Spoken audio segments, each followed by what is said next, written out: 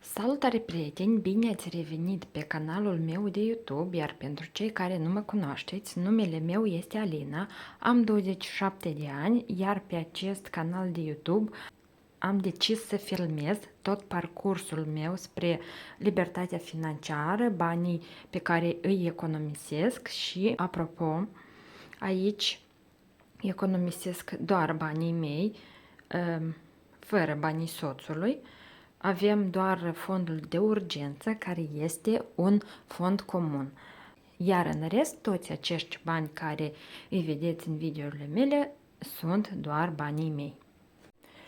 Pe canalul meu de YouTube veți găsi video despre economisit bani, cash stuffing. În curând o să fac un video de cash unstuffing, provocări financiare și alte video legate de bani și de economisit bani.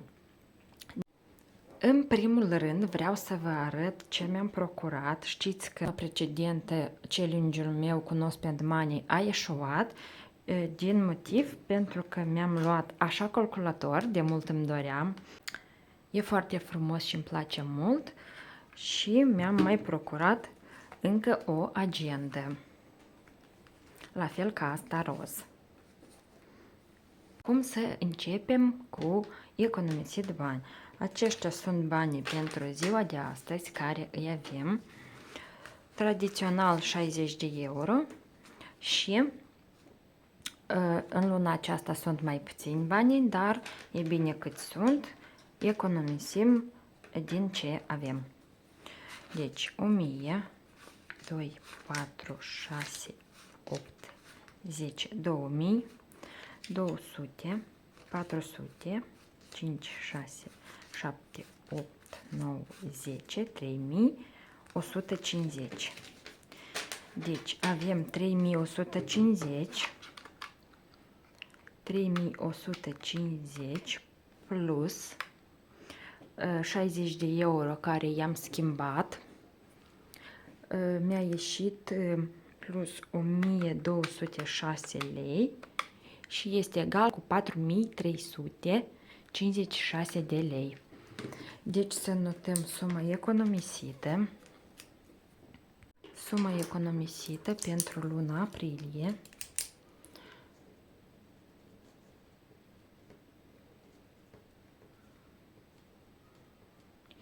este de 4356 de lei. Așa. Din nou nu mi-am luat tăvița cu bani, dar o să-i pun așa.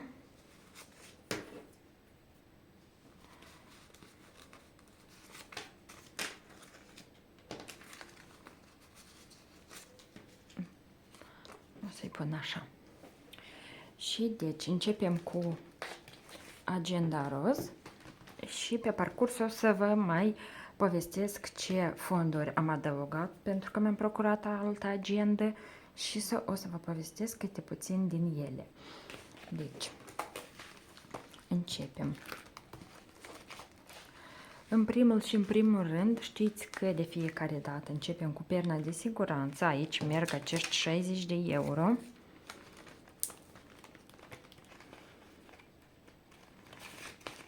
Și aici deja avem 100, 200, 250, 350, 60, 70, 80, 380 de euro. Să și notez suma. Astăzi suntem în data de... În ce dată suntem astăzi? În 13 aprilie.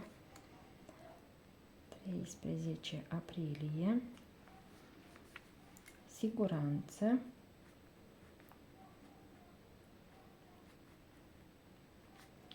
Plus 60 de euro. Iese 380, da? O să calculez și aici pentru că mi-am luat calculator. 320 plus 60, 380.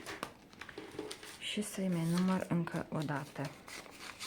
100, 200, 250, 1, 2, 3, 4, 5, 350, 60, 70, 80. 380 de euro. Mai avem puțin și ajungem la 400. Super. Și încă puțin și îmi ating scopul pentru o lună. Deci și să colorăm și un porcușor. Pentru că am pus astăzi 60 de euro.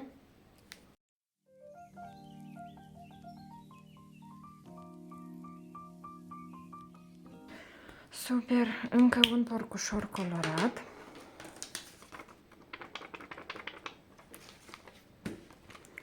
Și să punem trackerul la loc.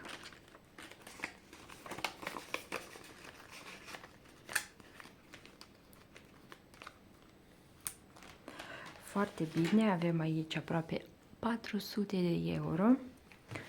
Și să mergem cu următorul fond, fondul de urgență. Astăzi la fondul de urgență o să aloc 1450 de lei. 1400. Să pun așa. O să pun 450 de lei. Și aici am... cred că să-i pun așa. Am și de 1000.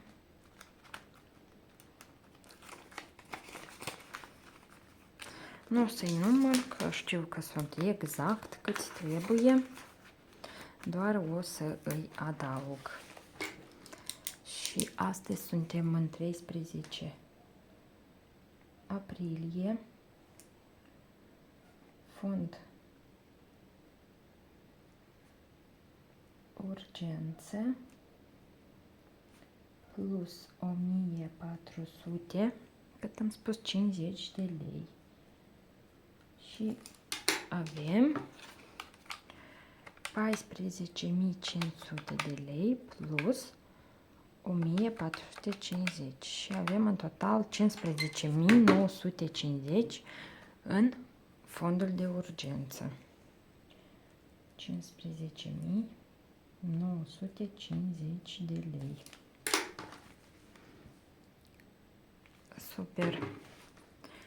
Și ca să nu uiți, o să colorez deodată. Știți că aici am un tracker. O să colorez acest tracker care îl am pentru fondul de urgență și aici am notat că îmi rămâne 150 de lei. Și o să-l colorez până la capăt.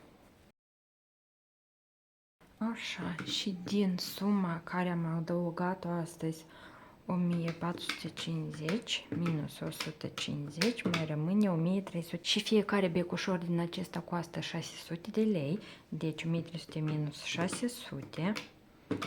O să colorez încă un becușor.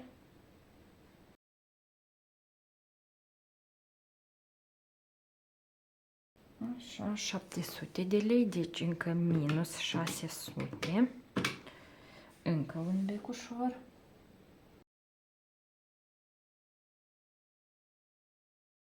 Și mi-a mai rămas 100 de lei. O să colorez chestia asta de jos.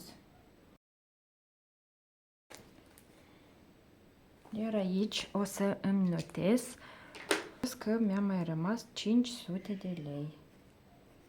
500. Super! Deci cu fondul de urgență am finisat. Avem aici 15.950 de lei. Și următorul fond care vreau astăzi să economisesc la el este fondul părinți.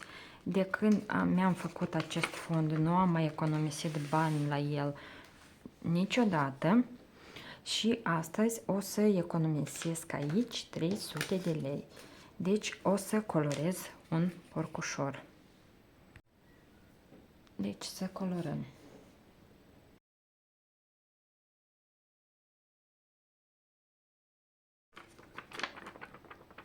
Așa, și să punem și banii. 200, 300.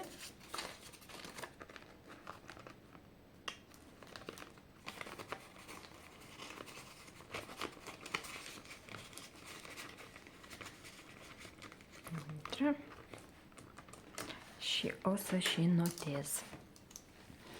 Suntem în data de 13 aprilie. Părinți plus 300, avem 300. Și următorul fond la care vreau astăzi să lucrez este fondul vacanță. Aici, la fel de când mi-am făcut acest fond, nu am mai economisit bani. Și astăzi aici o să economisim 600 de lei.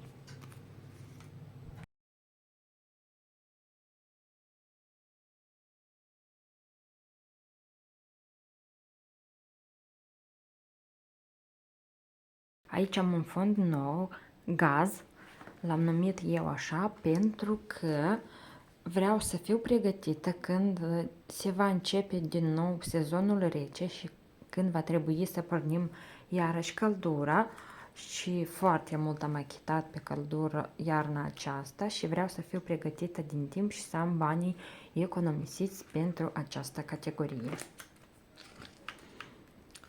La provocări astăzi, din păcate, nu am nimic ce să adaug, nu am bani în plus.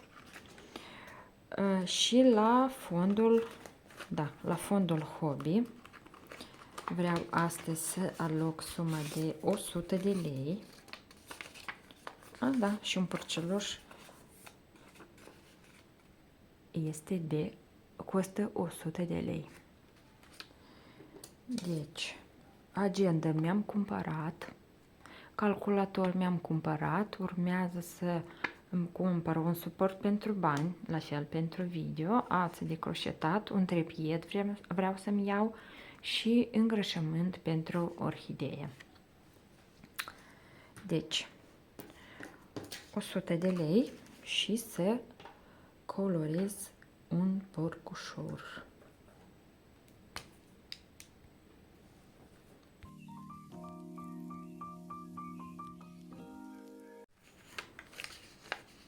Deci să punem banii pentru hobby.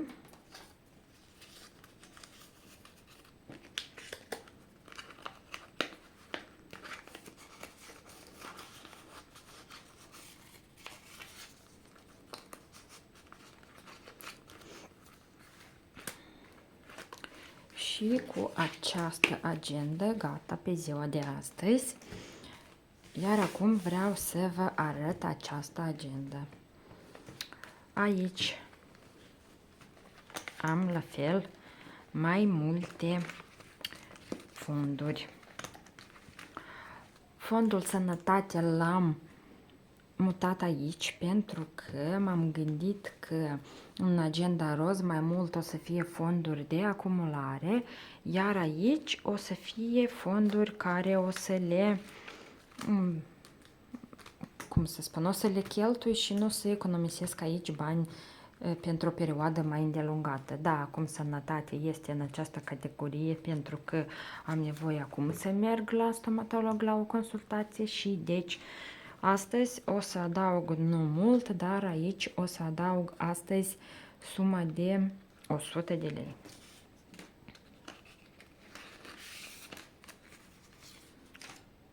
Așa.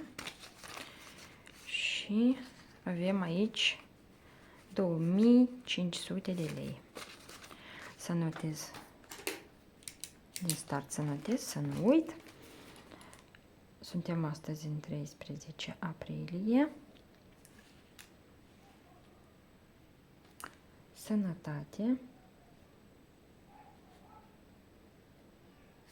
plus 100 și avem suma de 2500 de lei. Și o să colorez astăzi probabil doar o parte din trusă. O părticică așa mică.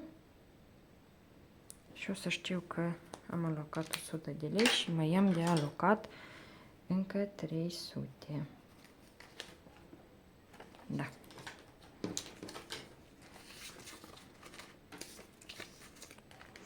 Deci următorul fond după sănătate este fondul dorinței, este un nou fond și la acest fond m-am gândit să economisesc bani pentru dorințele mele. Și prima din dorințe este cartea Harry Potter și Prizonierul din Azkaban, care costă 300 de lei și o să economisesc aici, o să-mi scriu ce vreau următoarea dorință și o să economisesc bani și la fel o să merg și o să-mi cumpăr. Și astăzi în acest fond adăugăm la fel 100 de lei.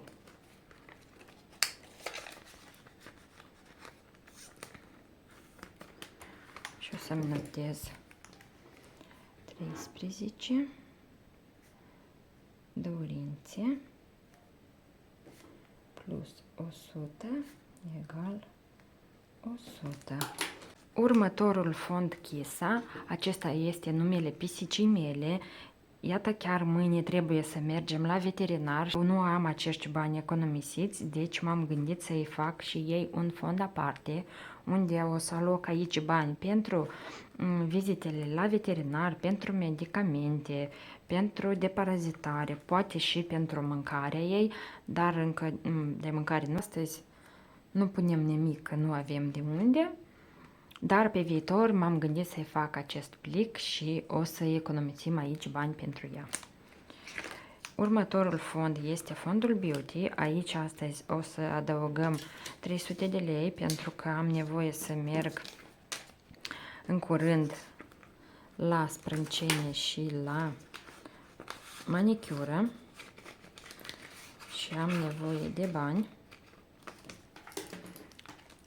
Și după cum vedeți, acest fond este pe 0. 13 aprilie, am fost pe data de 2 aprilie la unghii și a rămas fondul pe 0. Beauty plus 300 avem 300. Bine, următorul fond l-am numit eu Healthy Food, nu știu ce denumire să-i pun, dar pe moment va fi așa. Aici voi economisi bani pentru suplimentele alimentare, pentru vitamine. Voi vedea deja pe parcurs cum voi proceda cu acest fond.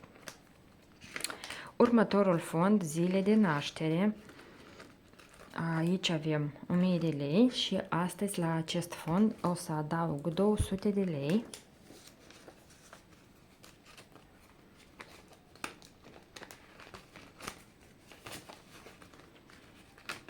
Și o să mai colorez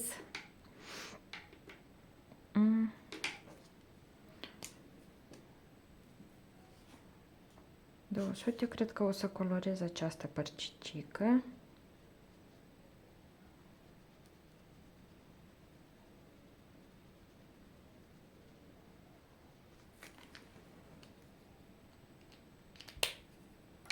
Și aici o să notez 400. 400. Ups. Și să notez și aici data de 13.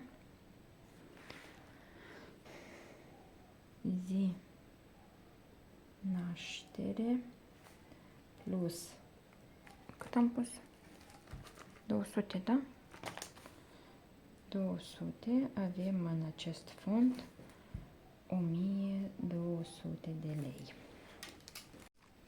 Următorul fond este fondul ziua mea. Am adăugat acest fond pentru că vreau să economisesc aici bani pentru ziua mea, poate să o serbez undeva sau să merg undeva într-o călătorie și m-am gândit să economisesc aici bani pentru viitoarea mea zi de naștere, pentru economisesc pentru vara viitoare. Și o să văd ce o să-mi iese, dacă o să-mi reușească.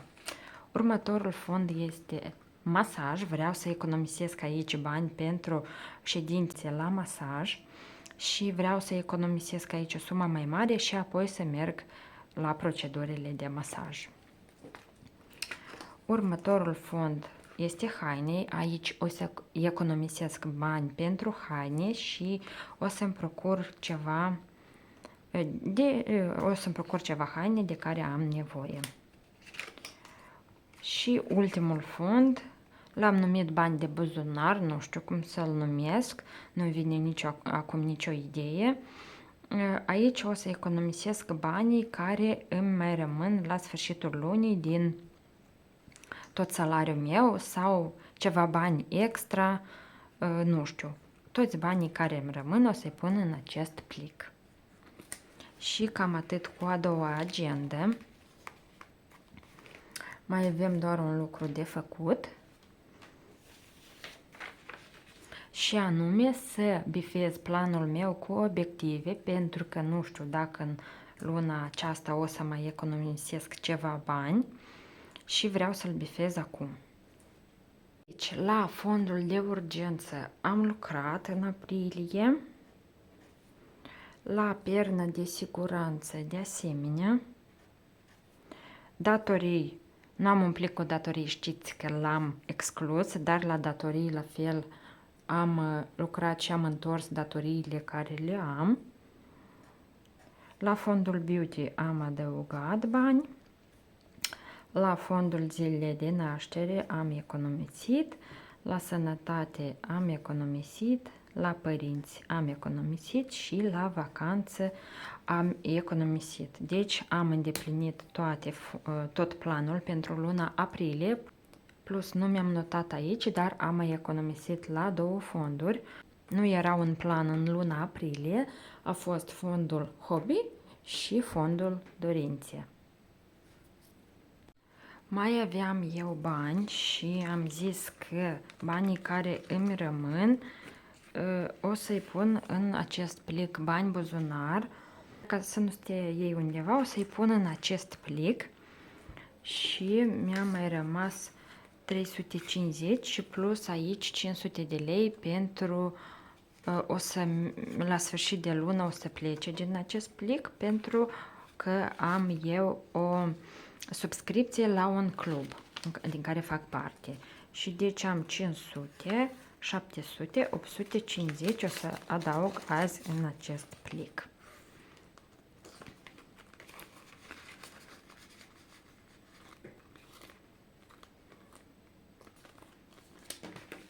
Așa, și o să notez și aici. 13 bani buzunar plus 850 avem 850 și acești bani nu o să indic la suma economisită probabil pentru luna aprilie, pentru că, cum am spus, 500 de lei pleacă pentru subscripția la un club din care fac parte, iar aceștia cât 350, o să văd dacă nu o să-i cheltui până la sfârșitul lunii aprilie, o să-i trec în categorie economisiți, iar dacă nu, o să scriu aici nimic, voi vedea. Atât cu video pentru astăzi, v-am arătat unde am cheltuit banii din challenge-ul care mi-a ieșuat luna trecută. Acesta a fost calculatorul și încă o agendă. L-am considerat ca un challenge ieșuat pentru că nu am avut acești bani economisiți ca să-i cheltui și a fost oarecum o cumpărătură impulsivă, deci am considerat eu că challenge-ul pentru luna martie a fost eșuat. Dar o să vedem cum o să fie în aprilie. Suntem deja în 13 astăzi și nu am cheltuit până când nimic. Iar eu vă mulțumesc mult pentru vizionare. Noi ne vedem data viitoare într-un video nou. Pe curând, pa, pa!